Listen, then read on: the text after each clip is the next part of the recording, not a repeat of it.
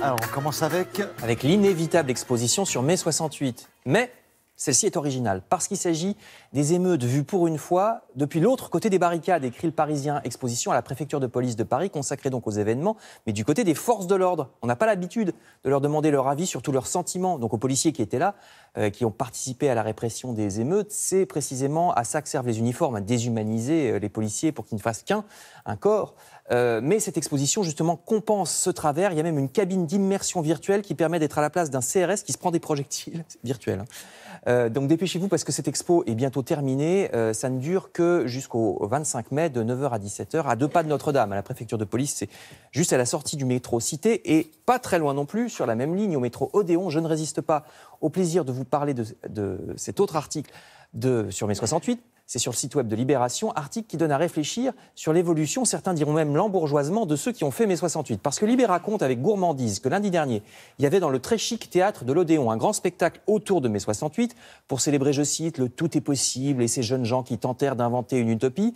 Sauf que des vrais jeunes, il y en avait aussi lundi dernier, mais ils étaient dehors. Ils ont essayé de rentrer, ni armés ni cagoulés, précise Libé, et les vieux 68ards qui étaient dans le théâtre les en ont empêché. La direction de l'Odéon a appelé la police, qui a empêché donc les jeunes de rentrer. Quel symbole et surtout quelle ironie, quel malaise, écrit Libération.fr. Autre figure de 68, aux États-Unis cette fois, qui est là, ça a été assassiné en 68, c'est Robert Kennedy, frère de JFK, dont on a tendance à oublier qu'il était un grand espoir pour la gauche américaine aux élections de 68, beaucoup plus à gauche que son frère. Il défendait les Américains pauvres, les Noirs, les misérables du Sud, les travailleurs clandestins, exploités. Bob Kennedy a été abattu le 5 juin 68. On ne sait même pas, dans des conditions assez troubles, hein, on ne sait pas exactement qui l'a tué, peut-être un terroriste palestinien, peut-être un de ses propres gardes du corps qui était en fait d'extrême droite.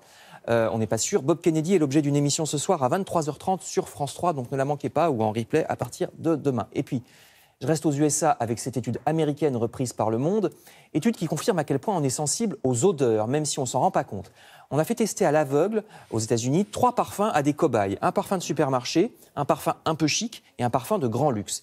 Eh bien, figurez-vous que ces parfums sont parfaitement identifiés par tout le monde. Avec leurs propres mots, les cobayes disent le premier, c'est un parfum de pauvre. Le deuxième, c'est une dame qui travaille dans un bureau. Et le troisième, c'est une très grande dame qui va à l'opéra. Donc, c'est très intéressant, vous lirez ça sur lemonde.fr, de voir à quel point nous nous classons socialement par des détails vestimentaires, mais aussi d'autres détails auxquels nous n'aurions pas pensé. Lemonde.fr. Merci beaucoup, Frédéric.